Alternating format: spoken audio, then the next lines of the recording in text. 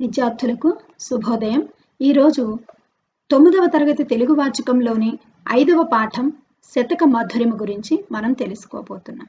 అంటే మధురమైనటువంటి వినడానికి మధురంగా అనిపించేటటువంటి శతకాలలోంచి మనకి 8 పద్యాలను ఈ యొక్క పాఠంలో పరిచయం చేయడం జరిగింది. ముందుగా చదవండి, ఆలోచించి చెప్పండి అని విద్యార్థులకు ఆలోచింప చేసే విధంగా ఒక పద్యాన్ని ఇచ్చారు. సుమతి శతకానికి చెందిన పద్యం. దాని కింద మనకి 4 ప్రశ్నలు ఇవ్వడం జరిగింది. బలవంతుడ నాకేమని పలువురతో నిగ్రహించి పలుకుట మేలా, బలవంతమైన సర్పము చలిచీమల చేత జిక్కి చావద సుమతి. సుమతి అనేది మకుటం. మకుటం చూడగానే మనకి అది సుమతి శతకం అని సులువుగా మనం గుర్తుపట్టగలం. బలవంతుడు ఆయనకున్న సామర్థ్యం చేత, శక్తి చేత నాకేమి అని గర్వంతో విర్రవీగుతూ ఉంటారు. కానీ ఎంత బలమైన సర్పము అంటే పామైనా సరే ఒక్కొక్కసారి చలిచీమలు, చిన్న చిన్న చీమల చేత కూడా అది చంపబడడం మనకి తెలుసు. అలా ఎవరిని ఎదుటి వాళ్ళని తక్కువ చేసి చిన్నవారినిగా చేసి చూడొద్దు అనేది ఈ యొక్క పద్యం యొక్క ఆంతర్యం. ప్రశ్నలు చూద్దాం. బలవంతుడననే అహంకారం ఎందుకు ఉండకూడదు? మనకి ఎప్పుడు కూడా బలవంతుడననే అహంకారం ఉంటే ఎవరు మన దగ్గరికి రారు. ఆపదలు వచ్చినప్పుడు కూడా మనల్ని ఎవ్వరూ రక్షించడానికి, సహాయం చేయడానికి ఇష్టపడరు. రెండవ ప్రశ్న, చలిచీమల నుంచి మీరేమి తెలుసుకున్నారు? చలిచీమలు అంటే చిన్నగా ఉంటాయి, అంటే వాటిని చిన్నగా ఉన్నాయని నిర్లక్ష్యం చేయకూడదు. చిన్నవైన చీమలు కూడా ఐకమత్యంతో యూనిటీగా ఉంటే ఒంటరిదైన పామును చూస్తే చుట్టుముట్టి చంపేయగలవు. అంటే ఐకమత్యమే మహాబలము అని మీరు తెలుసుకున్నారు. పై పద్యం ద్వారా తెలిసే నీతి ఏమిటి? బలవంతుడినని అహంకారంతో ఉండకూడదని, అందరితో కలిసిమెలిసి ఉండాలి. ఎంత పెద్ద పామైనా చలిచీమలు చుట్టుకొని మరణించినదని ఈ పద్యం మనకి నీతి తెలియచేస్తూ ఉంది, బోధిస్తూ ఉంది. 4వ ప్రశ్న, ఇట్లాంటి నీతులు ఉండే పద్యాలు సాధారణంగా ఏ ప్రక్రియలో కనపడతాయి? ఇలాంటి నీతులుండే పద్యాలు మనకి సాధారణంగా శతక పద్యాల్లో, మహాభారతం లాంటి గొప్ప గ్రంథాలలో కనబడతాయి. పద్య ప్రక్రియలో శతకం ఒక భాగం. మనకి శతక పద్యాల గురించి మీరు 6వ తరగతి నుంచి కూడా మీరు నేర్చుకుంటూ ఉన్నారు. శతకము అంటే 100 పద్యాల పై చిలుకుని శతకము అంటారు. ఈ యొక్క శతక పద్యాలు చెప్పుకోబోయే ముందు మరి ఈ పాఠం ద్వారా విద్యార్థులు ఏ సామర్థ్యాలను అభివృద్ధి చెందించుకోగలుగుతారో మనం ఒక్కసారి తెలుసుకుందాం. విద్యార్థులు ఈ పాఠం విన్న తర్వాత పద్యాన్ని రాగయుక్తంగా, భావయుక్తంగా చదవగలుగుతారు. భావాలను సొంత మాటల్లో రాయగలుగుతారు. కవి యొక్క పరిచయాలను కూడా సొంత మాటల్లో రాయగలుగుతారు. కవుల రచన శైలిని, శతక ప్రక్రియ యొక్క విధానాన్ని తెలుసుకోగలుగుతారు. వ్యాకరణాంశాలు, కఠినమైన పదాలను గుర్తించి తెలియలేని కీలకమైన పదాలను పద విజ్ఞానంలో, తెలుగు వాచకం వెనక ఉన్న పద విజ్ఞానంలో వెతికి తెలుసుకోగలుగుతారు. ఇంకా ఈ పద్యాల ద్వారా కవులు చెప్పినటువంటి నీతులు, ధర్మాలు ఇవన్నీ కూడా ఏ విధంగా నడుచుకోవాలి, ఏ విధంగా ఎలాంటి లక్షణాలను కలిగి ఉండాలి, నిజమైన అలంకారం అంటే ఏంటి, తప్పుడు పనులు చేసి ఇతరులను ఎందుకు మోసం చేయకూడదు, నిజమైన రాజుకి ఆలోచన ఏ విధంగా పుట్టాలి, ధనం మీద ఎలాంటి ప్రవర్తన మనం కలిగి ఉండాలి, ఆశ పెట్టుకొని ఏ విధంగా ఉండకూడదు, ధనం మీద మనం వ్యామోహాన్ని ఎందుకు ఉంచుకోకూడదు, ఇలాంటి విషయాల పట్ల తెలుసుకొని వాళ్ళ నిజ జీవితంలో కూడా ఆలోచింప చేయగలుగుతారు. ఆలోచించి ఆ యొక్క చెడు లక్షణాలను తొలగించుకునే ప్రయత్నాన్ని చేయగలుగుతారు. మరి పాఠం చెప్పుకోబోయే ముందు పాఠం యొక్క ఉద్దేశం చూద్దాం. శతక పద్యాలు నైతిక విలువల్ని పెంపొందింప చేస్తాయి, భావి జీవితాన్ని తీర్చిదిద్దుతాయి. శతక పద్యాల ద్వారా నైతిక విలువలను పెంపొందించడమే ఈ పాఠం యొక్క ఉద్దేశం. ప్రతి తరగతిలో కూడా మీకు శతక పద్యాలను ప్రభుత్వం వారు ఒక పాఠంగా పొందుపరిచి మీకు కొన్ని పద్యాలను పరిచయం చేసి మీలో నైతిక విలువలను, ఆధ్యాత్మిక విలువలను పెంపొందించి భావి భారత పౌరులుగా, ఒక మంచి విద్యార్థులుగా ఎదిగి సమాజానికి ఉపయోగపడే విధంగా ఉండాలన్న ఉద్దేశంతో ఈ యొక్క ప్రయత్నం చేసి ఒక పాఠంగా పెట్టి పద్యాలను పరిచయం చేస్తూ ఉన్నారు. పాఠ్యభాగ వివరాలు. ఈ పాఠం శతక ప్రక్రియకు చెందినది. సాధారణంగా శతక పద్యాల్లో ప్రతి పద్యం చివర మకుటం ఉంటుంది. గీత గీసుకోండి. ఇవి ముక్తకాలు. ముక్తకాలు కూడా గీత గీయండి. అంటే ఏ పద్యానికి అదే స్వతంత్ర భావంతో ఉంటుంది. ప్రస్తుత పాఠంలో మల్ల భూపాలీయం, సర్వేశ్వర, భాస్కర, శ్రీకాళహస్తీశ్వర, ఉత్పలమాల, ఏకప్రాస శతపద్యమాలిక, నింబగిరి నరసింహ, చంద్రమౌళీశ్వర శతకాల పద్యాలున్నాయి. ఇలా 8 శతకాలకు సంబంధించినటువంటి పద్యాలు మనకి ఇక్కడ ఇవ్వడం జరిగింది. మకుటము అంటే మీకు తెలుసు, ప్రతి శతకంలో ఉన్నటువంటి ఎన్ని పద్యాలు ఉంటాయి అన్నింటికీ కూడా 4వ పాదంలో పాదం మొత్తం కానీ పదంగా కానీ ఒక్కొక్కసారి 2 పాదాలుగా కూడా మకుటం అనేది పునరావృతం అవుతుంది. అన్ని పద్యాలకి కూడా ఆ పదం అనేది తిరిగి వస్తుంది. అన్ని పద్యాలకి ఒకేలా ఉండేదాన్ని మకుటం అంటారు. దాన్ని బట్టి అది ఏ శతకమో మనం చెప్పగలం. ముక్తకాలు అంటే ఏ పద్యానికి ఆ పద్యమే స్వతంత్ర భావాన్ని కలిగి ఉండడం. ఇప్పుడు మొదటి పద్యాన్ని మనం తెలుసుకునే ప్రయత్నం చేద్దాం. ప్రవేశిక. పద్యం చెప్పుకునే ముందు ప్రవేశిక. పద్య ప్రక్రియలో శతకం ఒక భాగం. నీతిని, జీవిత అనుభవాలను, భక్తిని, వైరాగ్యాన్ని శతక పద్యాల్లో కవులు చెప్పారు. ఈ పద్యాలు నైతిక విలువలను పెంపొందిస్తూ రసానుభూతిని కలిగిస్తాయి. రసానుభూతి అంటే వినడానికి మంచి అనుభూతిని కలిగిస్తూ ఉంటాయి. ఇటువంటి పద్యాలను మనం ఇప్పుడు ఆస్వాదిద్దాం. మొదటి పద్యాన్ని చూద్దాం. కులశైలంబులు పాదు పెల్లగిలి దిక్కులంబునం కూలినన్, జలధుల్ మేరలనాక్రమించి సముదుంచద్భంగిను పొంగినన్, జలజాత ప్రియ సీత భానులు యథా సంచారముల్ దప్పినన్, దలకుండుబ్బడు చుప్పుదప్పడు భవద్భక్తుండు సర్వేశ్వరా. కులశైలంబులు పాదు పెల్లగిలి దిక్కులంబునన్ కూలినన్, జలధుల్ మేరలను ఆక్రమించి సముదంచద్ భంగి ఉప్పొంగినన్, జలజాత ప్రియ సీత భానులు యథా సంచారముల్ తప్పినన్, దలకండుబ్బడు చొప్పు తప్పడు భవద్భక్తుండు సర్వేశ్వరా. ఈ యొక్క ప్రతి పద్యానికి కూడా 8వ తరగతి వరకు మీరు పద్యాలు కంఠస్థం చేసి భావాలు సొంత మాటల్లో రాస్తే సరిపోతుంది. కానీ 9వ తరగతి 10వ తరగతిలో మీరు పద్యాలు కంఠస్థం చేయాలి, భావాలు సొంత మాటల్లో రాయగలగాలి, ప్రతి పదార్థం రాయాలి. ప్రతి పదానికి పద విభజన చేయడం, అన్వయ క్రమంలో పదాలను పెట్టుకుంటూ ఒక సరైన భావాన్ని కలిగించే విధంగా మనం ప్రతిపదార్థాన్ని తయారు చేసుకోవాల్సిన అవసరం ఉంటుంది. ఈ యొక్క ప్రతిపదార్థ తాత్పర్యాలు చూడండి. ప్రతిపదార్థం అంటే పద్యంలోని ప్రతి పదానికి అర్థం రాయడం. రాసేటప్పుడు అన్వయ క్రమం సాధించేందుకు పదాల వరుసను మనం మార్చి రాయాల్సి వస్తుంది. పదాల మధ్య సంబంధం కోసం మనం అక్కడక్కడ ప్రత్యయాలను కూడా చేర్చడం జరుగుతుంది. ఇప్పుడు పద విభజన ప్రతిపదార్థం చూద్దాం. సర్వేశ్వర, ఓ ఈశ్వర. సర్వ ప్లస్ ఈశ్వర, సర్వేశ్వర మనం సంధి చేయొచ్చు. కుల శైలంబులు అంటే కుల పర్వతాలు, శైలము అంటే పర్వతం.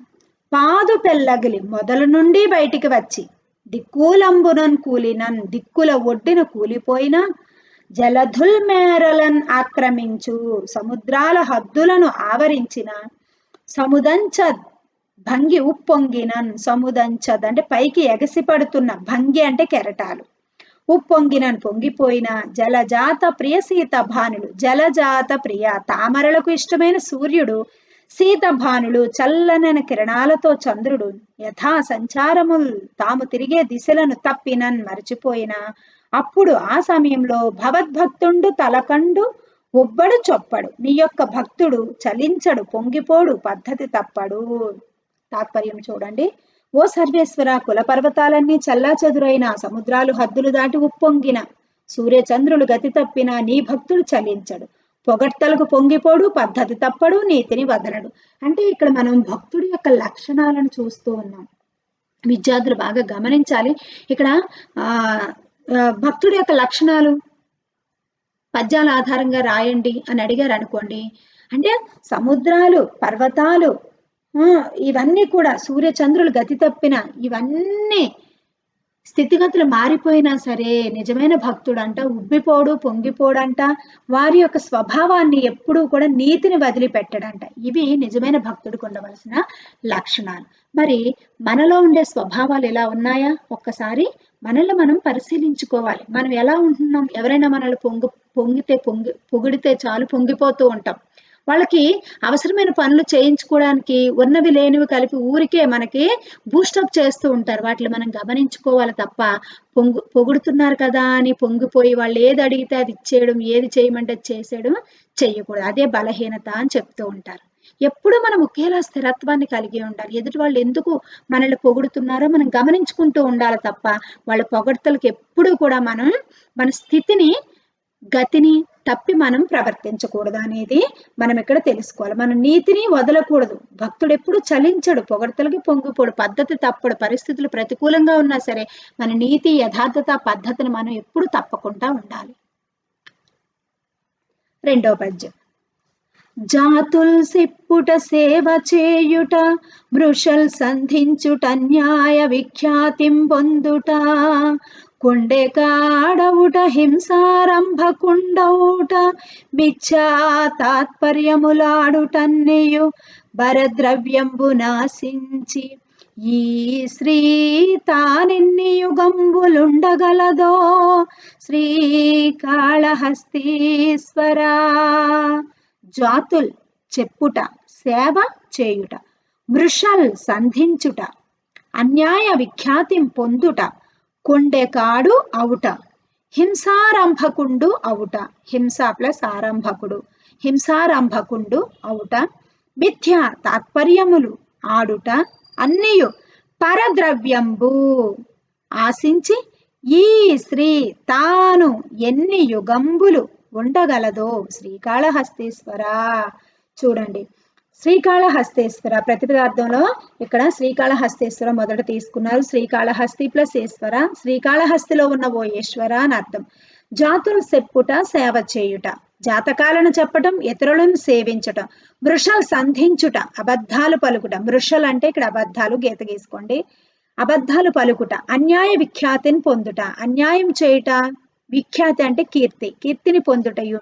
కుండెకాడవుట చాడీలను చెప్పుడు, కుండెములు చాడీలు. హింసారంభకుండు అవుట హింసించే స్వభావం కలవాడవుట. మిథ్య తాత్పర్యములాడుట, మిథ్య అంటే దొంగ, తాత్పర్యములు సాక్ష్యాలు, దొంగ సాక్ష్యాలు పలుకుతూ ఉంటారు. అన్నియు ఈ పైన స్వభావాలన్నీ పరద్రవ్యంబున్ ఆశించి ఇతరుల యొక్క ధనమును ఆశపడుటకే కదా. ఈ శ్రీ, శ్రీ అంటే ఇక్కడ సంపదలు, ధనము అని అర్థం. శ్రీ, శ్రీ అంటే సంపద, ధనము.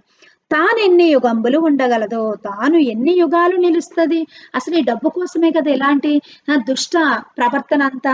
ఎదుటి వాళ్ళ దగ్గర ఏదైనా అవసరం ఉంటే చాలు వాళ్ళ పరిచర్యలంతా చేసేస్తా ఉంటారు. వాళ్ళు రాకముందే కుర్చీలు వేసేయడం, వాళ్ళు వస్తే చాలు లేచి నిలబడిపోవడం, వాళ్ళ ముందు చేతులు కట్టుకొని తిరుగుతూ ఉండడం. అధికారుల దగ్గర మనం ఉండాలి, కానీ కొన్ని కొన్ని సందర్భాల్లో చాలా చీప్గా వాళ్ళ అవసరాలు తీర్చుకోవడం కోసం వాళ్ళ కాళ్ళ వేళ్ళ పట్టుకుంటూ వాళ్ళు ఏది చెప్తే అది చేస్తూ వాళ్ళకి ఏదో మర్యాదలు అంటే మనసులో నిజంగా గౌరవం ఇవ్వాలని ఇచ్చేది వేరు, కానీ అవసరానికి నటించడం వేరు. ఇలా చేస్తూ ఉంటారు. అబద్ధ సాక్ష్యాలు చెప్తూ ఉంటారు వాళ్ళ తంతు గడుపుకోవడం కోసం, వాళ్ళ పనులు జరిగించుకోవడం కోసం. ఎదుటి వాళ్ళ మీద లేని పని చాడీలు చెప్పేసి వాళ్ళ దగ్గర మంచి ఇంప్రెషన్ కొట్టి వీళ్ళ పనులు చేయించుకునేటటువంటి స్వభావాలు అన్నమాట. ఇంకా జాతకాలు చెప్పడం, ఇతరులను సేవించడం, అన్యాయం చేయడం, ఎదుటి వాళ్ళని హింసించే స్వభావం కలిగి ఉండడం. మన కింద పనిచేసే వాళ్ళని ఎప్పుడు మనం హింసించకూడదు. వాళ్ళ పని వాళ్ళని ఎవరైనా సరే, లేని వాళ్ళైనా ఎవరైనా, ఒక అధికారి కిందున్న వాళ్ళని ఎప్పుడు హింసించకూడదు. ఎప్పుడు కూడా వాళ్ళని బాధ పెట్టకూడదు, హింసించకూడదు. ఇవన్నీ దేనికోసం? డబ్బు కోసమే కదా. ఇతరుల డబ్బు కోసమే కదా ఈ పక్కదారులన్నీ పడుతూ ఉన్నారు. మరి ఇలాంటి మోసపూరితమైన పనులు చేయించడానికి కారణమైనటువంటి ఈ స్త్రీ ఎన్ని యుగంబులుండునో ఉండగలదో. ఈ మోసం చేసే ఈ డబ్బు ఎంతకాలం ఉంటుంది? ఈ డబ్బు కోసం ఎందుకు ఇలా గడ్డి తింటున్నారు అని దేవుని ప్రశ్నిస్తూ ఉన్నాడు. తాత్పర్యం: శ్రీకాళహస్తీశ్వర తప్పుడు జోస్యాలు చెప్పడం, అబద్ధాలు ఆడుట, వక్ర మార్గంలో కీర్తి సంపాదించడానికి ప్రయత్నం చేయడం, చాడీలు చెప్పి హింసను పెంచడం, అనవసరపు మాటలు మాట్లాడటం వంటి పనులు చేస్తూ మనుషులు ఇతరుల ధనాన్ని ఆశిస్తున్నారు. అలా సంపాదించినది ఎంతకాలం నిలుస్తుంది? నిలవదు కదా. వీళ్ళు డబ్బు సంపాదించడం కోసం, వీళ్ళు కీర్తి మంచి పేరు సంపాదించుకోవడం కోసం అన్యాయాల్ని అన్యాయంగా పేదవాళ్ళను అమాయకుల మీద లేనిపోయిన చాడీలు చెబుతూ ఉంటారు. నమ్మేవాళ్ళు ఉంటే చెప్పేవాళ్ళకి, వినేవాడు ఉంటే చెప్పేవాడికి లోకువ అన్నట్టు ఆ వినేవాడు ఒక వెధవ పనికిమాలిన వాళ్ళు అవుతూ ఉంటే చెప్పేవాళ్ళు ఎన్నైనా చెప్పి వాళ్ళని పొగిడిస్తూ అమాయకుల్ని బలి చేస్తూ వీళ్ళు మధ్యలో డబ్బును సంపాదించుకుంటూ ఎదుటి వాళ్ళని చెడుగా చిత్రీకరిస్తూ లేనిపోనివన్నీ వాళ్ళ మీద చెప్తూ ఉంటారు. నమ్మేటోళ్ళు దొరికితే. అందుకే అధికారులు ఎప్పుడూ కూడా వాళ్ళ కింద పనిచేసే వాళ్ళ పని విధి విధానాలు ఎలా ఉన్నాయో తెలుసుకోవాలి తప్ప ఒక్కరినే నమ్మి వాళ్ళు అప్పచెప్పినప్పుడు వాళ్ళు ఎవరైతే నమ్ముతున్నారో వాళ్ళని వాళ్ళ కింద మిగిలిన వాళ్ళంతా భయపడి బ్రతుకుతూ ఉంటారు. అంటే మనం ఏదన్నా మనం కరెక్ట్ గా ఉన్నా సరే ఏదో ఒకటి చెప్పి మనల్ని చెడ్డ చేస్తారు అని వీళ్ళకు భయపడుతూ ఉంటారు తప్ప నిజమైన పని అనేది అక్కడ భయంతో చేసే పని వేరు, హృదయంలోంచి యథార్థంగా చేసే పని వేరు. అందుకే అధికారులు ప్రతిదీ గమనించుకుంటూ ఉండాలి. ఏ అధికారైనా, ఏ సంస్థ అధినేత అయినా సరే ఇది చిన్నప్పటి నుంచి మీరు హృదయంలో ఇవి గుర్తు పెట్టుకోవాలి. ఎవరు ఎందుకు ఎలాంటి పనులు చేస్తూ ఉన్నారు, ఎవరు ఎదుటి వాళ్ళ కోసం ఎందుకు నీ మీద చెడుగా నీ దగ్గరకు వచ్చి చెడుగా చెప్తూ ఉన్నారు, చెప్పినవన్నీ నమ్మకూడదు. ఎదుటి వాళ్ళ మీద వాళ్ళు చెప్తూ ఉన్నారంటే ఏదో ఆశించున్నారన్నది మీరు ఆలోచించాలి. అటువంటి వివేకం కలిగి ఉండాలనేవి శతక పద్యాల ద్వారా మనకి చెప్తూ ఉన్నారు. మూడో పద్యం.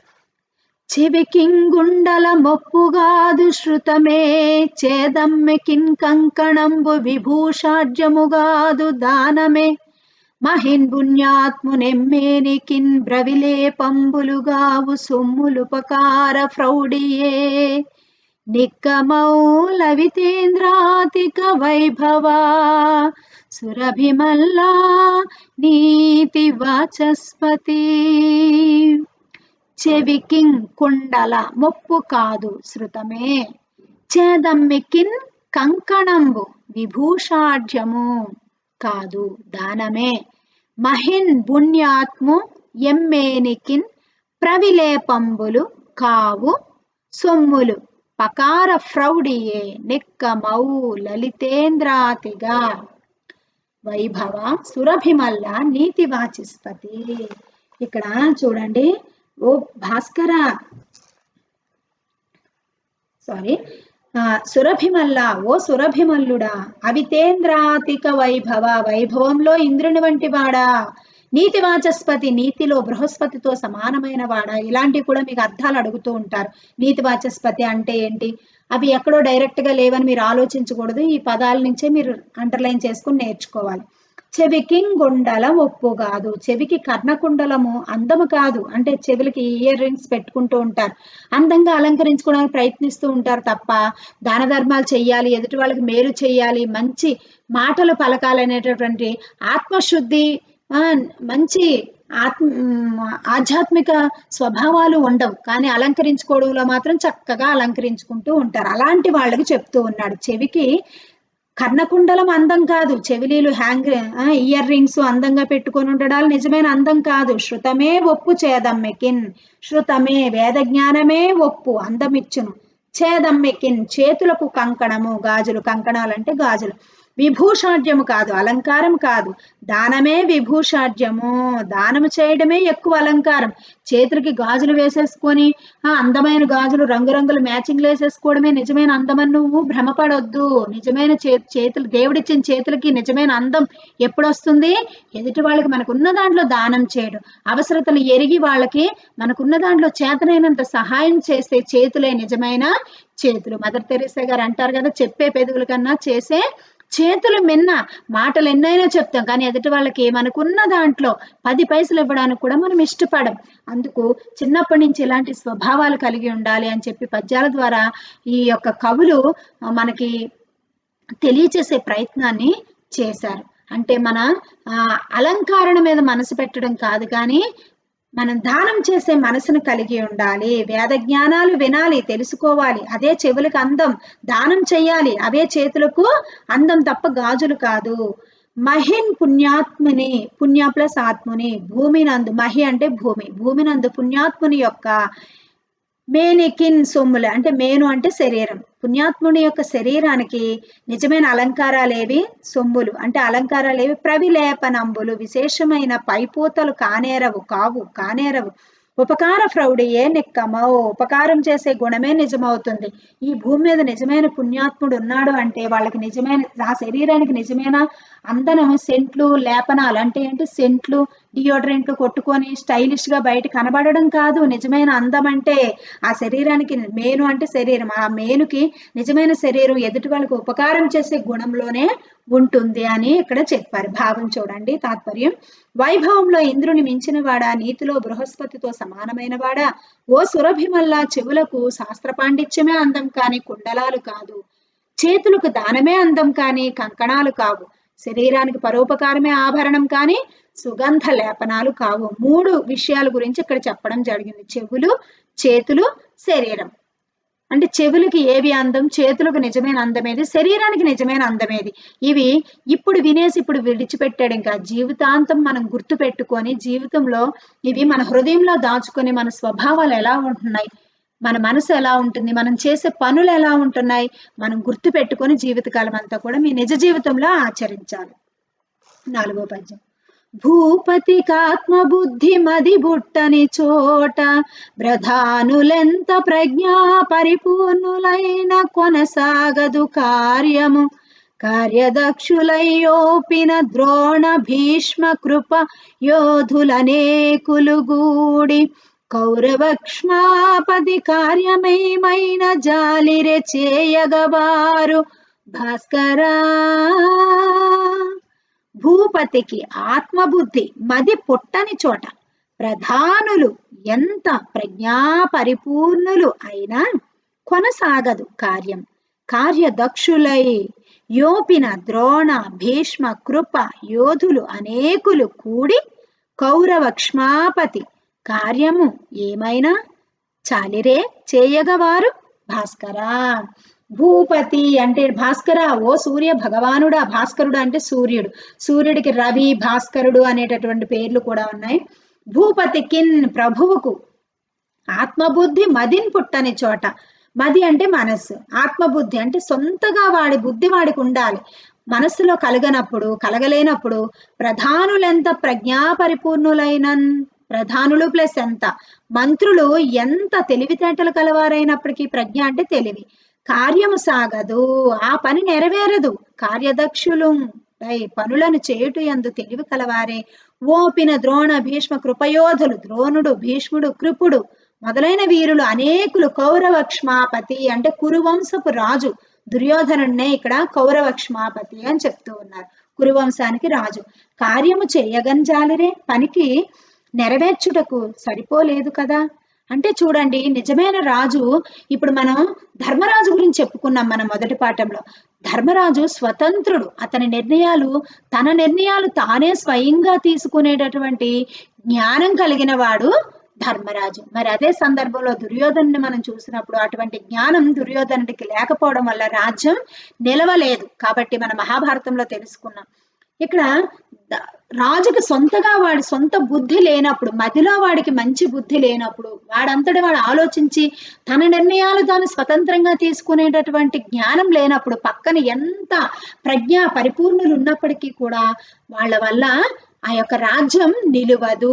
మనం ఎలా ఉండాలి, స్వతంత్రంగా మన నిర్ణయాలు మనం తీసుకునేటట్టుగా, మన నిర్ణయాలు మనం తీసుకొని మంచి పనులు చేయగలిగినటువంటి సమర్థత కలిగిన వారంగా చిన్నప్పటి నుంచి మనం స్వతంత్రులంగా ఉండాలి. ప్రతిదానికి ఇతరుల మీద ఆధారపడకూడదు.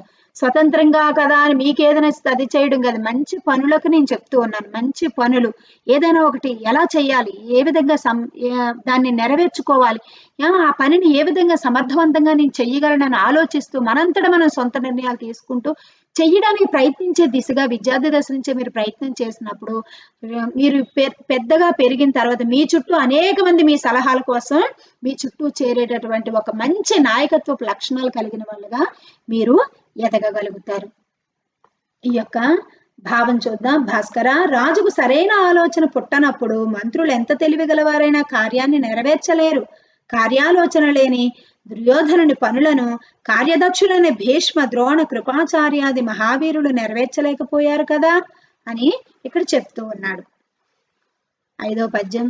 ధనము ధనాభిమానము సదా ధన తృష్ణయు మూడు దోషముల్ ధనికున కందు, తొల్తటిది ద్రవ్యము పేదకు లేదు కావునన్ ధనికుని కంటే పేదకడు ధన్యుడు యాతని తృష్ణ సజ్జనాప్తిని శమించు వెంకటపతి అఖిలాండపతి శ్రియపతి. ధనము, ధన అభిమానం, ధన ప్లస్ అభిమానము, ధనాభిమానము సవర్ణదీర్ఘ సంధి. సదా ధన తృష్ణ, తృష్ణ అంటే కోరిక. మూడు దోషములు, దోషములు అంటే తప్పులు. ధనికునకు అందు, ధనికునకు అందు, అందు తొల్తటది ద్రవ్యము పేదకు లేదు కావునన్ ధనికుని కంటే పేదకడు ధన్యుడు ఆతని తృష్ణ సజ్జనాప్తిని శమించు వెంకటపతి అఖిలాండపతి శ్రీయపతి. వెంకటపతి అంటే ఓ ఏడుకొండలవాడ, శ్రీయపతి లక్ష్మీదేవి భర్త అయినవాడ, అఖిలాండపతి అఖిలాండ నాయక, అఖిల ప్లస్ అండపతి. ఈ పదాల అర్థాలు మీకు ఇస్తూ ఉంటారు, గుర్తుపెట్టుకోండి. ధనము ధనాభిమానము సదా ధన తృష్ణయు, ధనము ధనము యందు అభిమానము, ఎప్పుడు ధనమునందు కోరిక, సదా ధన తృష్ణ అంటే కోరిక. మూడు దోషములు, మూడు తప్పులు. ధనికిన్ అందు తొల్తటిది ధనవంతునికి ఉన్నాయి, వాటిలో మొదటిది ద్రవ్యము సంపద పేదలకు లేదు కావునన్ పేదవాడికి లేదు, అందుచేత ధనికుని కంటే పేదకుడు ధన్యుడు, ధనవంతుని కంటే పేదవాడు మిక్కిలి ధన్యజీవి. అతని తృష్ణ సజ్జనాప్తిని శమించు, సజ్జన ప్లస్ ఆప్తిని సజ్జనాప్తిని, పేదవాని యొక్క కోరిక సజ్జన సాంగత్యంతో నశించును. ఇక్కడ రెండు విషయాలు మనం గుర్తు పెట్టుకోవాలి. పేదవాడు ఎందుకు ఎప్పుడు సంతోషంగా ఉంటాడు, ధనవంతుడు ఎందుకు సంతోషంగా ఉండలేడని ప్రశ్న అడుగుతారు మీకు. ధనవంతుడికి ఎప్పుడు డబ్బు మీద, డబ్బు ఇంకా సంపాదించాలి,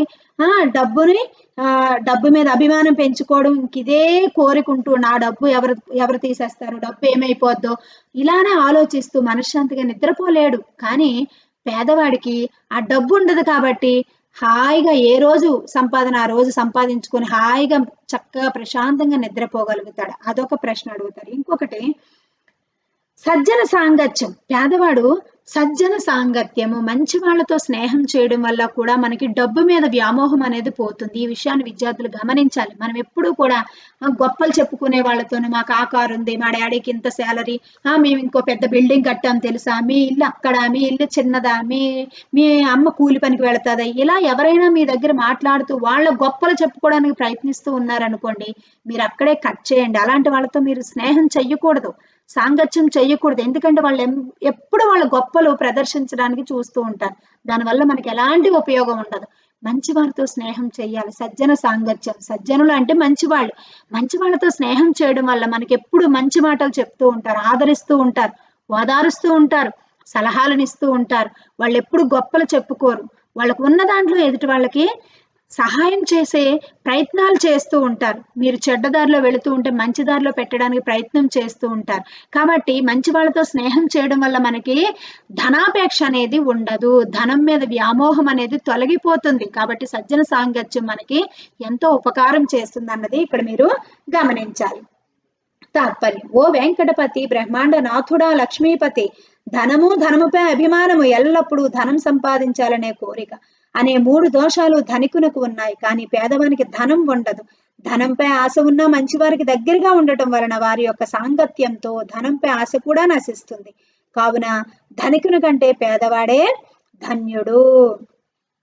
తర్వాత పద్యం, ఇది శేష పద్యం కాబట్టి మనకి ఒక పాదమే రెండు అర్ధపాదాలుగా కనిపిస్తుంది, అందుకే ఎక్కువ పాదాలు ఉన్నట్టు అనిపిస్తుంది. శేష పద్యానికి రూల్ ఏంటంటే తేటగీతి గాని ఆటవెలది గాని శేష పద్యం కింద కలిపి ఉండడం అనేది మనం చూస్తూ ఉంటాం. ఈ విషయం మీరు గుర్తుపెట్టుకోవాలి.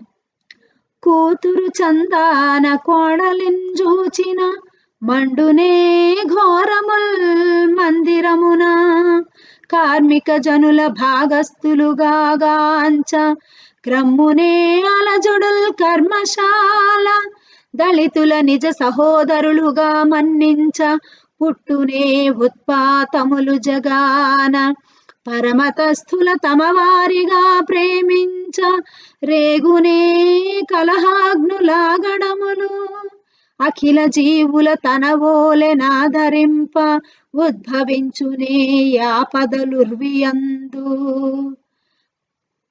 వరశుభ విలాస శ్రీనింబగిరి నివాస భవ్య గుణధామ నరసింహ దివ్యనామ. కూతురు చందాన కోడలిన్ చూచిన మండునే ఘోరముల్ మందిరమున కార్మిక జనుల భాగస్థులుగా కాంచ క్రమ్మునే అలజడుల్ కర్మశాల. దళితులను నిజ సహోదరులుగా మన్నించ పుట్టునే ఉత్పాతములు జగాన. పరమతస్థుల తమవారిగా ప్రేమించ రేగునే కలహాగ్నులు ఆగడములు. అఖిల జీవుల తనవోలే ఆదరింప ఉద్భవించునే ఆపదలు ఉర్వియందు. వరశుభ విలాస శ్రీనింపగిరి నివాస భవ్య గుణధామ నరసింహ దివ్యనామ. ఈ యొక్క ప్రతిపదార్థం చూద్దాం, చూడండి.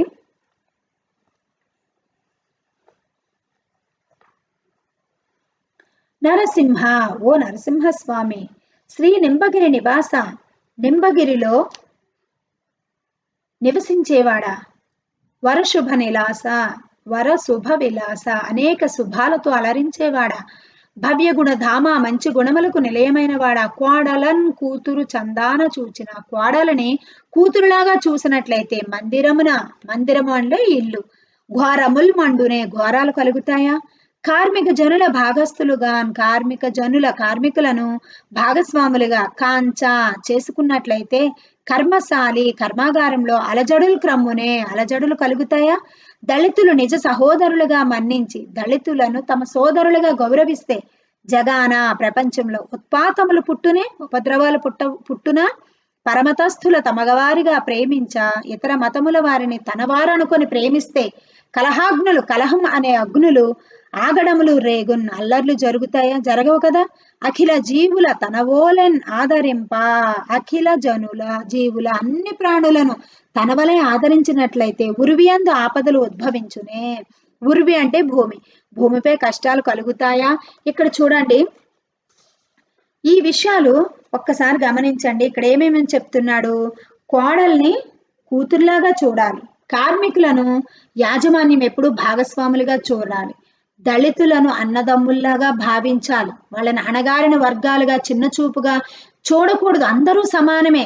రాజ్యాంగం వచ్చింది, స్వాతంత్రం వచ్చి 70 సంవత్సరాలు దాటినప్పటికీ కూడా కుల వివక్ష అనేది సమాజంలో పోక ఎంతో మంది అణగారిన వర్గాల వాళ్ళు వివక్షకు గురవుతూ ఎంతో హీనపరచబడుతూ ఎంతో బాధపడుతూ ఉన్నారు. దానివల్ల తిరుగుబాటు స్వభావాలు కలిగి ఈ యొక్క సమాజాల్లో ఒకరి మీద ఒకరికి ద్వేషాలు, పగలు, ఇలా చిన్న చూపు చూసే స్వభావాలు అనేవి తొలగాలి. అలా ఉండడం వల్లే కదా ఈ యొక్క ప్రపంచంలో ఉపద్రవాలు. అన్నదమ్ముల్లో అందరూ కలిసి ఉండాలి. ఇతర మతస్థులను తమవారిగా ప్రేమిస్తే కొట్లాటలు, ఆగడాలు పెరుగుతాయా, పెరగవు కదా. అందుకే తన వలె ఆదరంగా అన్ని జీవులను చూస్తే భూమి మీద కష్టాలు పుట్టవు కదా అని ఇక్కడ తాత్పర్యం మనకి చెప్తూ ఉన్నారు. ఈ 4 విషయాలు మీరు గుర్తుపెట్టుకోవాలి. కులాల మధ్య తేడాలు చూపించకూడదు, మతాల మధ్య తేడాలు చూపించకూడదు, అందరూ సమానమే. భారతదేశం భిన్నత్వంలో ఏకత్వం, అందరూ ఒకే కుటుంబంగా, వసుదైక కుటుంబంగా, ప్రతి ఒక్కరూ అన్నదమ్ముల వలె ఒకే కుటుంబం వలె వెలుగుతూ ఉండేటటువంటి భూమి మన భారతదేశ భూమి. కులాలకి, మతాలకి మధ్యలో కొంతమంది మారణ హింసలు కలుగ చేస్తూ, కులాలకు మధ్య అంతరాలు కలుగు చేస్తూ, అసాంఘిక శక్తులు ఒకరి మీద ఒకరికి పురుకొల్పుతూ భారతదేశంలో సమాధానం లేకుండా, శాంతి లేకుండా చేయడానికి కొన్ని క్రియలు చేస్తూ ఉంటారు. అలా చేయడం వల్ల మన స్వభావాలు మారితే అటువంటి క్రియలను మనం గమనించగలుగుతాం. తర్వాత కోడల్ని ఎప్పుడు కూతురులాగే చూసుకోవాలి. కోడలు వేరు, కూతురు వేరు అని అనుకోవద్దు. ప్రతి ఇంట్లో అలా ఉన్నప్పుడు ఈ యొక్క అన్యాయాలు, అక్రమాలు ఎందుకు జరుగుతాయి. ఈ యొక్క డౌరీ కట్నాలు తేలేదని, లేదు అంటే పనులు నచ్చలేదని, లేదంటే పుట్టింటి వాళ్ళు గురించి చిన్నతనంగా అంటూ ఇలా కోడల్ని ఎప్పుడు ఆడిపోసుకుంటూ ఉంటారు. మరి కూతుర్ని అయితే అలా అంటారా? అలా ప్రతి ఒక్కరిని ప్రశ్నించుకోవాలి. అప్పుడే సమాజం మారుతుంది. ఈ యొక్క ఆడవాళ్ళు వేధింపులు ఉండవు కదా లోకంలో. మరి కంపెనీల్లో కార్మికులు, యాజమాన్యం కార్మికులను ఒక పనివాడిగా చూడకుండా వాళ్ళని భాగస్వాములుగా చేసుకుంటే ఆ కంపెనీలో ఇలాంటి ఉద్యమాలు కానీ, ఈ స్ట్రైకులు కానీ జరుగుతాయా అని ఈ యొక్క 4 విషయాలు ఇక్కడ కవి చెప్తూ ఉన్నాడు. దీన్ని మీరు గుర్తు పెట్టుకోవాలి. ఇక్కడ 6వ పద్యం మనం చెప్పుకోలేదు, 7వ పద్యం చెప్పుకున్నాం, క్షమించాలి. 6వ పద్యం చెప్పుకుందాం ఇప్పుడు. గరమున్ మృంగి హరించి తిన్ సుజన దుఃఖం మంచు నీ ఆత్మలో మురియంబోకు మనుష్య దుర్విషమునున్మూలింపు మా ముందు ఈ నరులందుండు విషమ్ము సూది నెడనైన సంధి లేదో ప్రభు. హర శ్రీ వేములవాడ రాజఫణిహార రాజరాజేశ్వర. గరమున్ మృంగి హరించితిన్ సుజన దుఃఖము అనుచు నీ ఆత్మలో మురియం పోకు మురిసిపోకు మనుష్య దుర్విషమును ఉన్మూలింపుమా ముందు ఈ నరులందు ఉండు విషము సూది నెడనైనన్ సంధి లేదో ప్రభు. హర శ్రీ వేములవాడ రాజఫణిహార రాజరాజేశ్వర. గరమున్ చూడండి ఇక్కడ శ్రీ వేములవాడలోని రాజరాజేశ్వర, ఓ రాజరాజేశ్వరుడ, రాజఫణిహార, నాగరాజును మెడలో హారంగా ధరించిన వాడా. రాజఫణిహార అంటే ఏంటి? నాగరాజును మెడలో, ఫణి అంటే పాము, హారముగా ధరించిన వాడా ప్రభు, హర దేవా శంకరుడా. గరమున్ మృంగి విషాన్ని మృంగి, సుజన దుఃఖమున్ మంచి వాళ్ళ దుఃఖాన్ని హరించి నాశనం చేశానని అంచు అనుకుంటూ నీ ఆత్మలో నీలో నువ్వే మురియంబోకు మురిసిపోకు ముందు మనుష్య దుర్విషమున్ నిర్మూలింపుమా, ముందుగా మానవులలో ఉన్న చెడు విషాన్ని తొలగించుమా. ఈ నరులయందుండు విషము, ఈ మానవులలో ఉన్న విషాన్ని సూది నెడనైనన్ సంధి లేదు, సూది కూడా పుట్టనంతగా సందు లేదని అర్థం. అంటే దేవతలకి రాక్షసులకి మధ్య జరిగినటువంటి సందర్భంలో ఆ యొక్క విషాన్ని శివుడు కంఠంలో బ్రింగి దాచుకున్నాడు అని చెప్తూ ఉంటారు. అంటే అక్కడ నీలంగా మనకి చూపిస్తూ ఉంటాడు. అలా విషాన్ని గరములో దాచుకున్నావని అనుకుంటున్నావు, కానీ ముందు ఈ మనుషుల్లో ఒళ్ళంతా విషమే, సూది మనుగుచ్చడానికి కూడా స్థలం లేనంత ఇదిగా శరీరం అంతా విషంతో నిండిపోయింది. విషం ఎదుటి వాళ్ళకి సహాయం చేసే మనసు ఉండదు, ఎదుటి వాళ్ళు మంచిగా ఉంటే వారవలేరు, ఈర్ష్య ఎదిగిపోతూ ఉంటే వారవలేరు, ఇంత మొత్తం విషంతో నిండిపోయింది. ముందు వీళ్ళ మనసును మార్చు, వీళ్ళలోని విషాన్ని నువ్వు తొలగించయ్యా అని దేవుడితో చెప్తూ ఉన్నాడు. నాగరాజును మెడలో ధరించిన శ్రీవేములవాడ రాజరాజేశ్వర, ఆ విషాన్ని మింగి దేవతల దుఃఖాన్ని హరించినానని నీలో నీవు మురిసిపోకు, సూది మనకు కూడా తాగులేనంతగా నిండిపోయిన మనుషుల్లోని భయంకరమైన విషయాన్ని ముందు తొలగించు అని చెప్తూ ఉన్నాడు. 8వ పద్యం. ఆశాపాస నిబద్ధుడై చెడక నిత్యంబోర్పుతో దేశికా దేశంబుందలదాల్చి యోగ విధులర్థిన్ సల్పుచిన్ భవ్యమౌనాశీర్వాదము నొజ్జచే బడసితానందంగనౌనంచితంబౌ శాంతంబును నచ్యుతార్చిత పదాబ్జా చంద్రమౌళీశ్వర.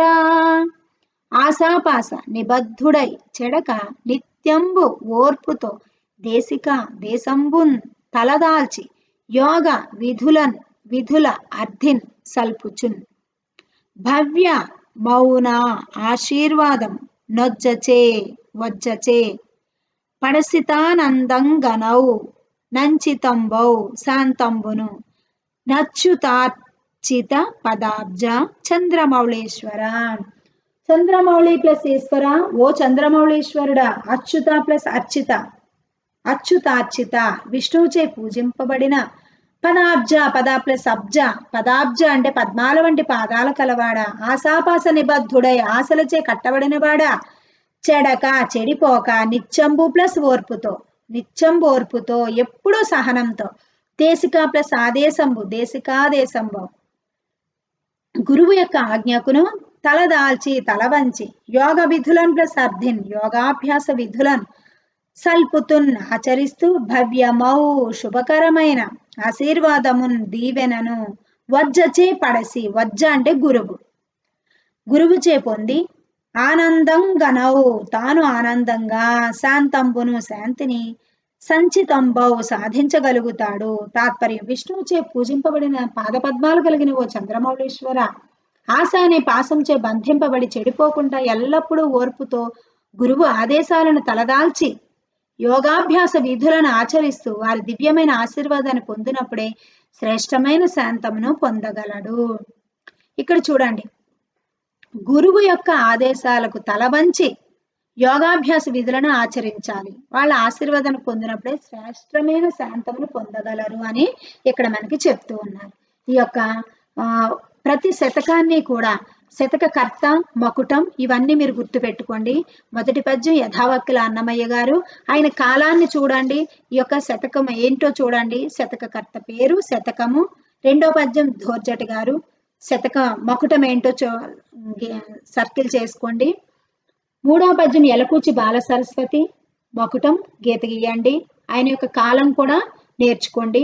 భాస్కర నాలుగో పద్యం భాస్కర మారద వెంకయ్య, శతకం శతకకర్త మకుటం ఆయన కాలం. ఐదవ పద్యం ఉత్పల సత్యనారాయణాచార్య, ఆ యొక్క మకుటం ఏంటో గీత గీయండి. ఆరో పద్యం గౌరీ భట్ల రఘురామ శాస్త్రి గారు, మకుటానికి గీత గీయండి.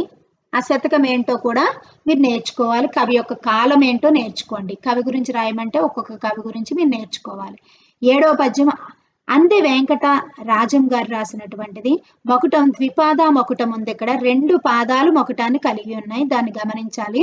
అంటే మకుటం అనేది ఒక పాదం మొత్తం కానీ ఒక పదం కానీ 2 పాదాలతో కూడా అప్పుడప్పుడు మకుటం కనిపిస్తూ ఉంటుంది. 8వ పద్యం ఎమ్మడి చెట్టి చంద్రయ్య గారు రచించినటువంటిది. దీని